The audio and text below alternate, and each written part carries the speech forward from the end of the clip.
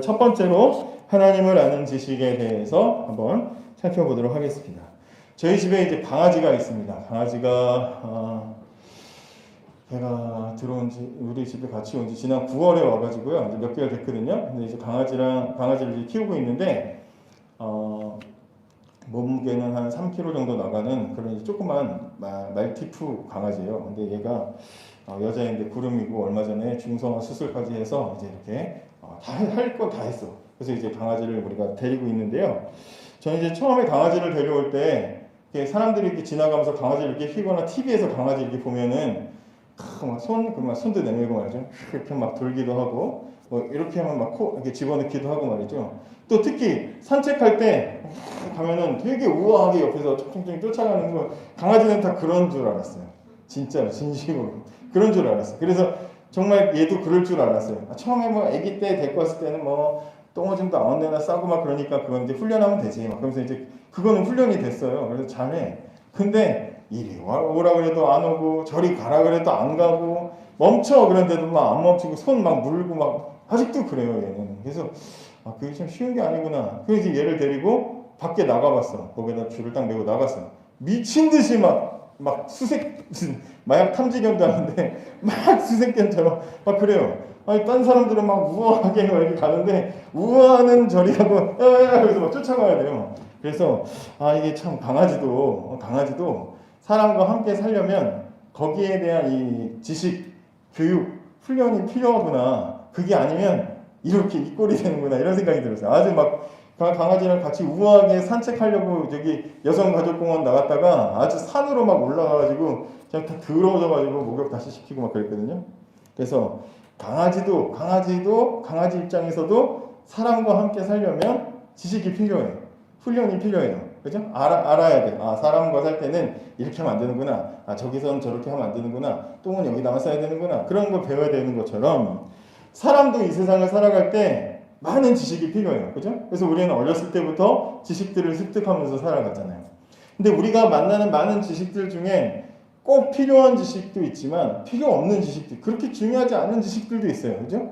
뭐 아이유의 생일이 언제인지 우리가 그거 다 알 필요 없는 거잖아요. 그죠? 그거 막 중요하게 여기는 사람도 있지만 세상에는 중요하게 여기는 중요한 지식도 있고 꼭 필요하지 않은 지식도 있단 말이죠. 우리가 이 세상을 살아갈 때 반드시 알아야 되는 아주 중요한 지식이 뭐냐? 그게 바로 하나님을 아는 지식이라는 거예요. 하나님을 알아야 돼요. 왜? 하나님께서 이 세상을 창조하시고 하나님께서 이 세상의 주인이시기 때문에 우리는 반드시 하나님을 알아야 돼요. 하나님을 아는 지식이 필요하다는 거죠. 책을 찾아보니까 이집트 사람들은 기원전 3000년 전부터 거울을 가지고 자기를 꾸몄다. 이렇게 이야기합니다.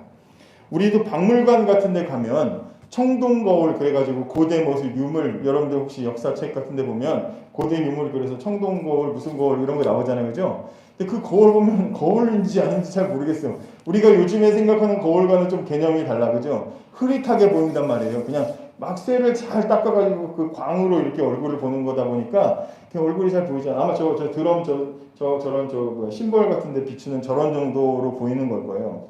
근데 어쨌든 그 시대 사람들도 얼굴을 보려고 했다는 거죠. 19세기가 들어서야 지금 우리가 쓰고 있는 정도의 뒤에다 이렇게 은을 바른 그런 이제 거울을 이제 갖게 됐고 사람들이 얼굴을 지금 거울은 정확하게 자기 얼굴이 그래도 잘 보이잖아요. 그래서 이제 그렇게 볼 수 있는 것은 불과 얼마 되지 않은 거예요. 그런데 이미 수천 년 전부터 사람들이 자기 얼굴을 보려고 했다라는 거예요.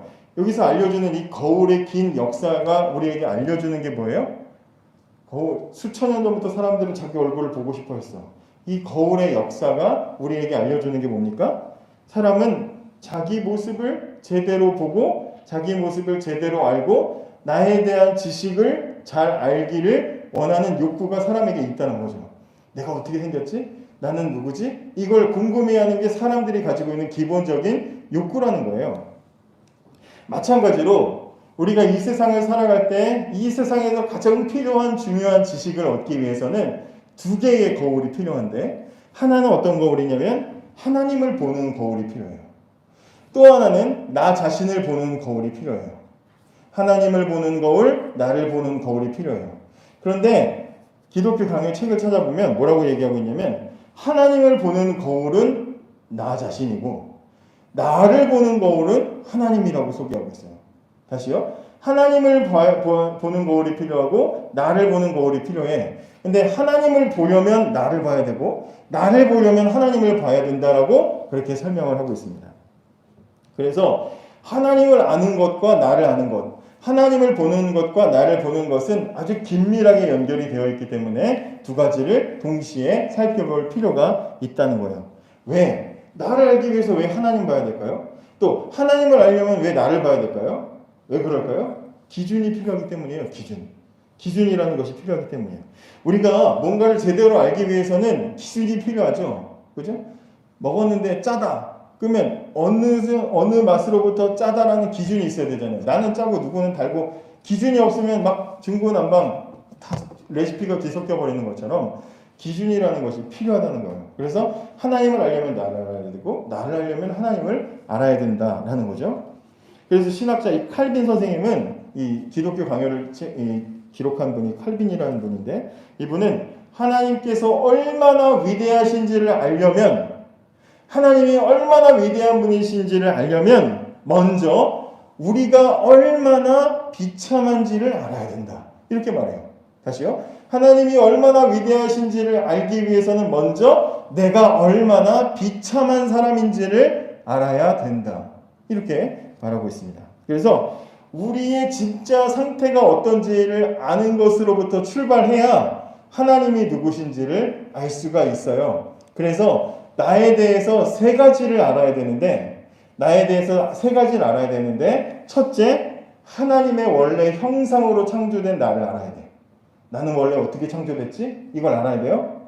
두 번째는 뭘까? 죄를 지어서 타락한 형상으로서의 나를 알아야 돼. 다시요. 나를 알아야 되는데 나를 알려면 세 가지의 이 지식이 필요해요. 첫째는 원래 창조되었던 나, 하나님의 형상으로 창조된 내가 어떤지를 알아야 돼. 두 번째는 죄를 지어서 타락해버린 형상의 내 모습을 알아야 돼. 그 다음에 세 번째 보겠어요? 죄에서 회복된 형상으로서의 내 모습을 알아야 돼. 원래 내 모습, 죄로 타락한 모습, 회복된 모습. 이 세 가지를 알아야 나를 아는 거야. 그리고 나를 알아야 하나님이 누군지를 알게 된다는 거야. 좀 어렵지만 그렇게 접근을 해봅시다. 이건 이제 이렇게 설명을 할 수가 있어요. 그림이 여기 있죠. 미녀와 야수를 보면 저희 아들한테 물어봤더니 만화 안 봐도 잘 모른대요. 미녀와 야수를 보면 미녀가 이 벨인가? 미녀 이름이 벨이죠. 벨이 야수의 성에 처음에 들어갔을 때 성에 거울이 하나도 없어요. 그죠? 거울이 없어. 알고 봤더니 야수는 거울 보는 것을 싫어해요. 무서워해. 다 깨트려 버렸어요. 그래서 뭐 소원을 보여주는 거울 여기 지금 막 그림에 나와 있는 거 이거 보고 싶은 거 보여주는 이 거울 하나만 남고 다 없앴어. 거울을 없앴어요. 응? 야수가 왜 거울 보기를 두려워했을까요? 야수가 왜 거울 보기를 두려워했을까요? 얼굴이 야수니까 비슷하니까 얼굴이 막 괴물이니까 거울 볼 때마다 깜짝 놀래. 양치질하고 거울 보다가 깜짝 놀래. 그래서 무서워서 지가 지 얼굴 볼 때도 무서워서 그럴까요? 생각해 보세요. 저는 동물 중에 오랑우탕이 제일 못생긴 것 같아요. 오랑우탕 있죠. 오랑우탕. 걔는 너무 못생겼고 얼굴도 못생긴 데다가 몸매도 별로고 미안하지만 머리도 많이 빠졌어. 정말 동물 중에는 정말 못생긴 동물이 오랑우탄이라고 생각하거든요. 근데 오랑우탄이 거울 볼 때마다 막 놀래서 거울을 싫어할까요? 거울 볼 때마다 막 싫어 막 그럴까요? 원숭이 우리 보면 이렇게 비치는 걸로 돼 있잖아요. 거울 오랑우탄은 막 자기 얼굴 볼 때마다 막 좌절하고 우울증 걸리고 그러나요? 안 그래. 왜 그렇죠? 원래 그렇게 태어났기 때문이에요. 오랑우탄은 원래 그렇게 아기 때부터 그렇게 생겼어. 그 몸매고 그 얼굴이고 아기 때부터 미안하지만 오랑우탄은 어릴 때부터 안 귀여워. 머리가 빠졌어. 그런 애야. 커서도 그 상태로 그냥 몸만 커져. 그죠? 태어날 때부터 그렇게 생겼기 때문에 자기 얼굴을 볼 때 데미지가 없어요. 그죠? 그런데 야수는 거울을 볼 때 왜 그렇게 속상하고 싫고 거울을 부셔버리고 싶을까요? 왜요? 거울을 볼 때마다 지금 보이는 건 자기의 흉측한 모습이야. 근데 거울을 볼 때마다 뭐가 생각나는 거야? 과거에 원래 야수가 미남이었잖아. 얼굴이 미남인데 못생긴 마녀 괜히 비웃었다가 그 마녀가 저주를 해가지고 사랑받지 않으면 이 모습이 돌아올 수 없다. 그래서 야수가 된 거잖아요. 그죠? 그러니까 거울을 볼 때마다 흉측한 자신의 얼굴을 볼 때마다 뭐가 생각나? 그 이전에 아름다웠던 자신의 모습이 생각이 나기 때문에 속상한 거예요. 그래서 거울을 보기 싫은 거죠. 그죠? 아름다웠던 내 모습이 생각나기 때문에 그 거울 앞에 서서 진짜 자기의 모습이 생각나기 때문에 현재의 자신의 모습을 깨닫게 되는 거예요. 그죠? 그래서 야수는 거울을 싫어하더라. 우리가 항상 마찬가지로 우리도 기준이 없잖아요. 그러면 우리는 항상 나에 대해서 과대평가를 하게 돼 있어. 나에 대해서 되게 좋게 생각하게 돼 있어요. 그래서 하나님을 모르는 상태에서는 우리가 제대로 내가 어떤지를 알 수가 없어요. 스스로 나는 좀 적당히 착한 것 같고, 또 나는 적당히 사랑도 많고 나는 참 너그러운 사람인 것 같고, 스스로 내가 볼 때 나는 참 능력도 많고 무한한 어떤 가능성을 가진 그런 사람인 것처럼, 그리고 잘 사는 사람인 것처럼 그렇게 착각을 하기가 쉬워요. 그런데 내가 정말 괜찮은 사람이고 나는 참 착한 사람이고 나는 참 이해도 많고 인정도 많고 사랑도 많은 사람인 줄 알았는데, 그런데 어느 날 완전한 사랑, 완전한 지혜, 완전한 능력을 가진 하나님 앞에 딱 서서 하나님을 만나는 순간 내가 가진 게 정말 보잘것없다는 것을 깨닫는 사건이 일어나게 되는 거예요. 마치 거울 앞에 서서 야수가 자신의 본래 모습을 발견하는 것처럼 그렇게 되는 거다 이 말이죠. 그렇게 완벽하신 하나님 앞에 서면 내 눈에 나를 가리고 있고 난 잘하고 있어, 난 괜찮은 사람이야, 나는 착한 사람이야, 그래서 나를 속이고 있던 내 눈앞에 가리개가 사라지고 내 정체가 드러나게 되는 거다. 카페 가서, 여러분 카페나 뭐 아니면 음식점 같은 데 가면 이런 은은한 조명, 붉은 약간 누런 빛 조명으로 이렇게 비추면 그 밑에 있으면 막 거의 한 얼굴이 한 50% 정도는 뽀샵 처리가 돼가지고 예뻐 보이고 잘생겨 보이고 막 그러거든요. 멋있어요. 그래서 이제 연인들이 데이트하러 가면 그런 데 가는 거죠. 연인들이 데이트하러 가는데 피부과 조명처럼 막 정말 제대로 막 얼굴이 잡티까지 다 보여주는 피부과 조명 비추는데 가서 데이트 안 하겠죠. 그죠? 왜? 내 얼굴 좀 가려야 서로 이렇게 괜찮아 보이는 거거든. 하나님 앞에 서면요, 완전히 피부과 조명으로 막 나를 완전히 비추는 것처럼 내 얼굴의 모든 더러운 점들이 다 드러나는 것처럼 그런 상태가 되어버린다는 거예요. 여기 이렇게 색깔이 있잖아요. 그죠? 빨간색도 있고 파란색도 있어요. 집에서 만들어 온 거예요. 손수. 핸드메이드야. 여기 그래서 애가 쓰던 거라서 유라고, 야인가? 유라 써있어. 글씨도 써있어. 파란색과 빨간색 옆에 흰색이 있으니까 나는 흰색이야. 난 깨끗해. 나는 너희들하고 달라. 이런 더러운 것들 막 그러면서 막 무시해. 근데 흰색이 이거 가만 볼 때 같이 있으면 얘 흰색이잖아. 그죠? 흰색이야. 그냥 누가 봐도 흰색이에요. 그런데 좀 더 흰색. 내가 찾다 이걸 찾았어. 좀 더 흰색과 만나면 얘도 누런색이 돼. 그죠? 얘네 없을 때는 지가 흰색인 줄 알았어. 그래. 진짜야? 얘네 없을 때는 얘가 흰색인 줄 알아. 지가 흰색인 줄 알고 잘난 척을 해. 그런데 진짜 흰색을 만나면 아무것도 아닌 우리끼리 한 촌스러운 색깔로 돼버리는 거야. 얘도 지가 흰색인 줄 아는데 진짜 더 흰색 만나면 얘도 아무것도 아닌 거지. 하나님 앞에 서면 우리가 그렇게 된다는 거예요. 하나님을 만나면 우리의 상태가 그대로 다 드러나 버리게 된다는 거죠. 제자리 멀리 뛰기를 했어. 그래서 딱 뛰었어. 내가 뛰었어. 지금 막 내가 세계 신기록인가? 올림픽 신기록인가? 내가 진짜 어느 정도 뛰었나? 기준선을 모르면 착각에 빠질 수 있어요. 김칫국 드링킹 할 수 있단 말이에요. 근데 알고 봤더니 50cm도 뛰지 못했다. 뒤에 기준선을 긋고 났더니, 그러면 내 정체, 내 실력 다 드러나게 되는 거죠. 마찬가지입니다. 나 혼자만 바라보고 나만 생각하고 나만 바라보고 있을 때, 기준이 없을 때는요, 착각해요. 교만한 마음으로 살아요. 내가 제일 잘난 줄 알고 내가 제일 착한 줄 알고 나는 괜찮은 사람인 줄 알아요. 그러나 하나님을 만나게 되고 하나님을 아는 지식을 깨닫게 되면 내가 얼마나 보잘것없는 사람인지를 깨닫게 되고 하늘 높이 솟아오르던 내 교만한 마음이 한순간에 무너지는 사건이 일어나게 된다 이 말이에요. 이게 바로 하나님을 만난 사람, 하나님을 아는 사람에게 일어나는 일이에요. 근데 하나님을 아는 일, 하나님을 만나는 사건, 하나님이 어떤 분이신지를 깨닫는 사건은요, 혼자서 오늘부터 내가 하나님을 깨달아야지 해서 되는 게 아니라 하나님께서는 우리 인생에 고난이라는 시간을 주셔서 하나님을 만나게 하셔요. 고난을 만나면 어때요? 고난이, 어려움, 뭐 인생의 뭐 파도, 문제 이런 걸 만날 때 우리 마음에 어떤 일이 생겨요? 여러분들이 지금까지 공부도 잘하고 쭉 잘 나가다가 중학교 때 시험을 봤는데 시험 못 봐가지고 성적이 뚝 떨어졌어. 아니면 친구 관계가 좋아서 지금까지 잘 지내다가 어느 순간에 어떤 일들 때문에 내 친구 관계나 이런 것들이 뚝 떨어졌어. 고난이 생겼어. 집에 아무 문제 없이 잘 살다가 여러 가지 뭐 사업이나 이런 문제들 때문에 집에 어려움들이 생겼어요. 지금까지는 아무 문제가 없어서 하나님도 필요 없고 그냥 내가 잘났고 내가 잘 사는 줄 알았어.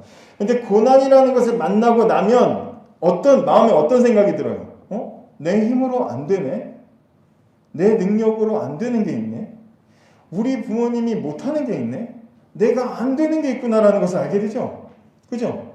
내가 잘 되는 줄 알고 나는 잘나는 줄 알고 내 손에 가득 있는 줄 알았는데 고난이라는 걸 만나면 안 되는 걸 알게 되는 거야. 그죠? 잘 되는 줄 알고 아무 문제가 없는 줄 알았을 때는 하나님이고 뭐고 필요 없어. 그런데 안 되는 걸 깨달을 때부터는 뭘 찾게 돼요? 그럼 되게 하는 분이 누구냐는 것을 찾게 되는 거죠. 누가 이것을 되게 하실까 하는 것을 깨닫게 되는 거죠.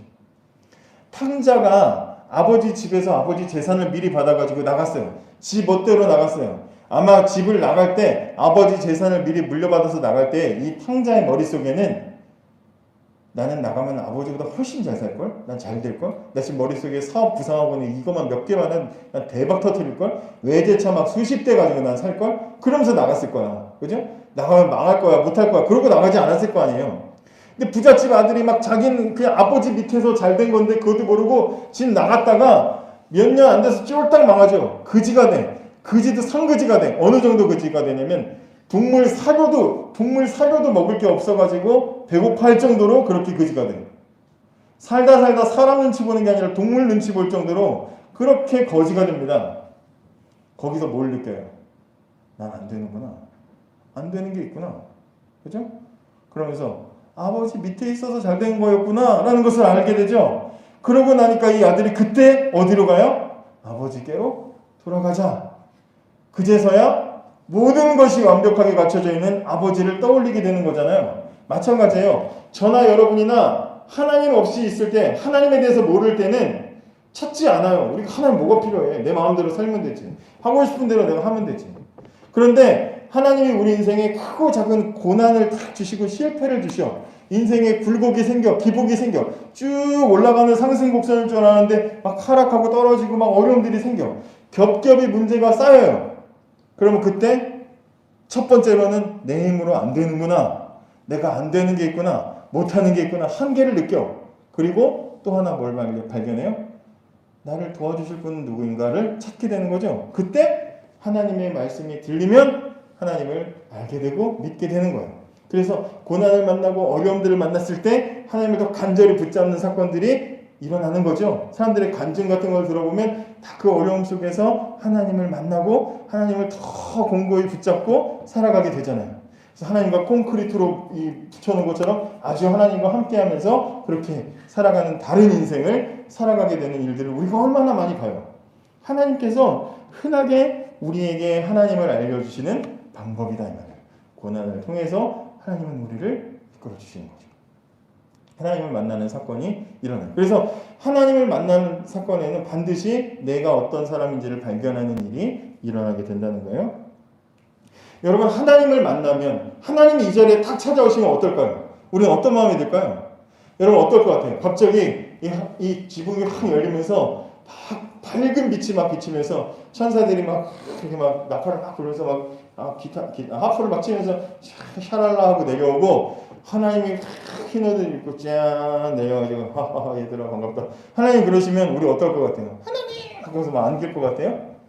성경에 하나님을 직접 만난 사람들이 있어. 그죠? 그 사람들은 어떻게 반응했을까? 제 주보에 오늘 첫 번째 오늘 본문 말씀이야. 하나님을 처음 하나님 만난 사람 중에 아담을 만났어요. 아담이 죄를 짓고 저주받는 내용에 오늘 본문 한 줄 읽었지만 아담이 죄를 지어서 이제 저주받고 에덴 동산에서 쫓겨나는 장면이에요. 근데 하나님이 아담에게 뭐라고 말해요? 너는 흙이라. 아담, 너는 흙이야. 이렇게 얘기해요. 그런데 하나님이 처음 지은 이 사람 아담이라는 말도 아담아 이 말도 먼지 흙이란 뜻이야. 원래부터 아담이라는 사람의 이름은 먼지라는 뜻이야. 먼지 뭐예요? 아무것도 아닌 거라는 거 아니야. 그죠? 먼지, 귀한 먼지 그거 아니잖아. 먼지 털어버리는 거잖아. 그죠? 먼지는 아무것도 아니라는 거야. 아담은 원래부터 이름 자체가 나는 아무것도 아닙니다야. 그죠? 그런 아담에게 깨닫게 하는 거죠. 죄를 지은 아담에게. 야, 먼지야. 너는 티끌이야. 넌 아무것도 아니야. 너는 아무것도 아니니까 아무것도 아니게 될 거야. 흙에서 흙으로 돌아갈 거야. 하나님 그렇게 말씀하셨어요. 하나님 앞에서 하나님을 만나고 나니까 아담의 존재가 그 전까지 아담이 왜 죄 지었어요? 에덴 동산에서 내가 최고인 줄 알았지. 에덴 동산에서 이름도 동물 이름도 내가 짓고 막 내가 하나님 대신 다스리니까 자기가 왕인 줄 알았어. 그래서 왕인 줄 알고 까불다가 죄를 지었잖아. 선을 넘어버렸잖아요. 그죠? 그러고 나니까 하나님이 오셔서 말씀해 주시는 거야. 정확하게 아담의 눈을 열어주시는 거지. 야, 너는 아무것도 아니야. 아무것도 아니야. 하나님 만나니까 아담은 왕인 줄 알았는데 먼지가 됐어. 두 번째 창세기 18장 27절은 여기 성경 구절이죠. 한번 읽어볼까요? 같이 시작. 아브라함이 말씀하여 가로되 티끌과 같은 나라도 감히 주께 구하나이다. 아브라함은 하나님 만나니까 하나님 반가워요. 그게 아니라 자신을 뭐라고 말해요? 나는 하나님 앞에서 티끌입니다. 나는 아담입니다. 나는 먼지입니다. 고백해요. 하나님을 만났더니 그렇게 고백을 하고 있어요. 세 번째, 다니엘이라는 사람이 하나님 만났어요. 하나님이 다니엘 찾아오셔가지고 놀라운 일들을 막 예언을 해주십니다. 그때 그 하나님의 놀라운 말씀을 듣고 나서 다니엘의 반응이 어땠냐? 10장에 오늘 17절 같이 읽어볼까요? 시작. 내 몸에 힘이 없어졌고 호흡이 남지 아니하였사오니 내 주의 이 종이 어찌 능히 내 주로 더불어 말씀할 수 있으리까. 하나님을 만났더니 그 윗구절에 보면 어안이 벙벙해지고 그리고 온몸에 힘이 쭉 빠지고 죽은 사람처럼 됐대. 죽은 사람 아무것도 아닌 거죠. 하나님 만났더니 나는 아무것도 아닌 것 같더라 된 거예요. 당시에 막 나라를 다스리고 왕 옆에서 막 엄청난 기적들을 일으켰던 사람인데 하나님 탁 만나니까 그 앞에서 아무것도 아닌 줄 깨닫게 되는 거죠. 마지막 또 사도 요한, 예수님의 제자들 중에 사도 요한은 다른 제자들이 다 순교했지만 끝까지 살아남았던 사람이에요. 그래서 반모섬이라는 곳에 유배를 받아가지고 거기서 예수님께서 나타나셔가지고 앞으로 일어날 일들에 대해서 예언해 주신 것을 기록해서 남긴 책이 요한계시록이죠. 그죠? 그런데 그 요한이 처음에 예수님이 나타나셔가지고 요한에게 내가 이제 앞으로 보여주는 것들을 기록해라 말씀을 하실 때 그 요한이 예수님 만났는데 어떤 반응을 했느냐 같이 읽어볼게요. 시작. 내가 볼 때에 그 발 앞에 엎드려져 죽은 자같이 되매. 죽은 사람처럼 됐대요. 아니 요한은 예수님 제자잖아요. 3년 동안 예수님과 함께 살았잖아요. 예수님과 먹고 마시고 함께 자랐다고요. 예수님 사랑해요. 예수님 사랑합니다.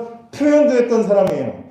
그런데 그 예수님이 부활하시고 하늘로 올라가셨다가 그 예수님이 하나님의 거룩한 모습으로 나타나셨더니 그 앞에서 오랜만이에요 그러면서 안아주는 게 아니라 그 예수님 앞에서 어떤 반응을 보여요? 죽은 사람처럼 보였다는 거예요.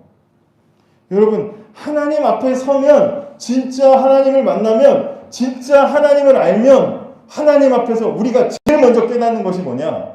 나는 먼지 같은 사람이구나 라는 것을 깨닫는 거예요. 나는 먼지에 불과하구나. 나는 아무것도 아니구나. 지금까지 잘난 맛에 내가 이 평생 살아왔는데 하나님 앞에 딱 서고 나니까 거울 앞에 딱 서고 나니까 나는 먼지구나 깨닫게 되는 거예요.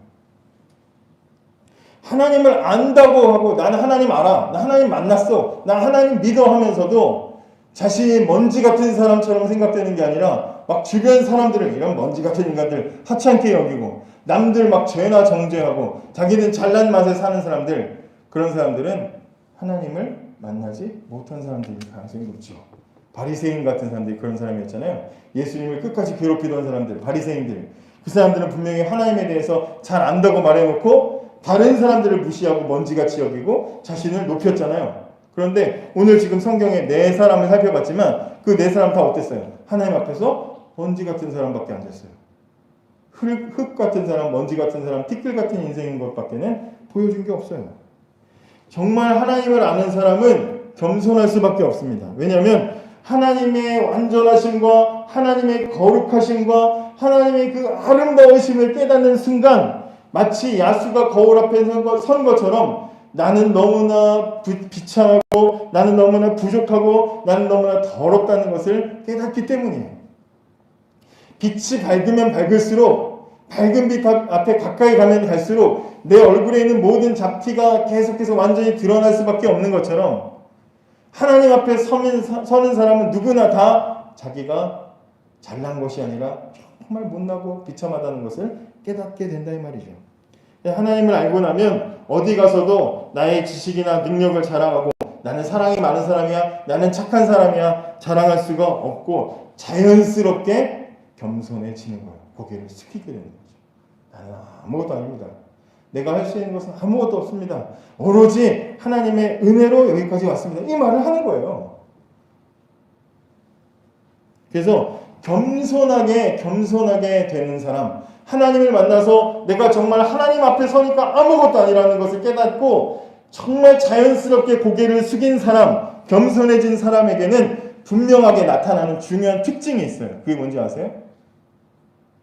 하나님을 만나서 내가 지금까지 잘난 줄 알았는데 하나님을 만나서 하나님 앞에서 내가 정말 별 볼 일 없고 티끌 같고 먼지 같은 사람인 것을 깨닫고 내가 그동안 사랑도 많고 내가 지식도 많고 내가 참 착한 사람인 줄 알았는데 하나님 앞에서 아무것도 아닌 것을 깨닫고 자연스럽게 겸손해지고 고개를 숙이게 된 사람, 그런 사람에게 나타나는 중요한 특징이 있어요. 이렇게 겸손하게 된 사람에게 나타나는 중요한 특징이 뭐냐? 기도하는 거예요. 기도. 진짜 겸손해진 사람은 기도의 자리를 철저하게 지키는 사람이에요. 하나님을 정말 안다. 그러면 그 사람은 기도하는 사람이 되는 거예요. 왜? 내가 기도하지 않으면 나는 안 된다는 걸 알기 때문이죠. 기도해서 하나님이 도와주시지 않으면 내 인생은 아무 소용이 없다는 것을 알기 때문에 자연스럽게 기도의 자리로 나아가는 거죠. 사랑하는 여러분, 세상 지식은 알면 알수록 자랑거리가 돼요. 내가 조금 지식을 알면 대방출하면서 지식을 자랑하고 내가 아는 분야에 대해서 사람들에게 막 자랑을 하고 선전할 수가 있어요. 그러나 하나님을 아는 지식은 알면 알수록 내가 교만해지는 게 아니라 겸손해집니다. 하나님을 알면 알수록 나는 겸손해질 수밖에 없어요. 먼지 같은 사람이라는 것을 인정할 수밖에 없어요. 하나님 조금 알았을 때, 하나님 조금 만났을 때, 내가 완전하지 않구나, 나 부족하구나 알게 되고, 하나님을 조금 더 알게 되면 나는 먼지 같은 사람이었구나 라는 것을 알게 되고, 하나님을 더 많이 알게 되면 나는 정말 보잘것없는 사람이구나 라는 것을 알게 만드는 것이 바로 하나님을 아는 지식의 특징이다 이 말입니다. 그래서 하나님을 겸손히 알게 되는 사람들은 기도의 자리에 나아갈 수밖에 없고, 그리고 하나님을 대하는 태도에 경건의 태도로 하나님을 대할 수밖에 없습니다. 경건하다는 말은 사랑하는 마음과 동시에 두려워하는 마음을 가지고 있다는 거예요. 조심스럽다는 거죠. 그죠? 조심스럽다는 거예요. 왜? 연예인들도 보면 인기 많은 연예인들 이렇게 지나갈 때 막 연예인들을 하찮게 대하는 사람들 있잖아요. 사진 좀 찍어 일로 와봐 이렇게 대하는 사람들 있죠. 그 사람은 좋아하기는 하지만 조심스러워하진 않는 거예요. 그죠? 근데 연예인들을 대할 때도 보면 사진 찍어도 돼요. 이렇게 해주셔도 돼요. 이렇게 조심스럽게 정중하게 말하는 사람들이 있어요. 그 사람들은 좋아하기도 하고 조심스럽게 대하기도 하는 거예요. 경건이라는 말은 비교가 안 되는 말이지만 경건이라는 말은 이런 개념을 가지고 봐야 돼요.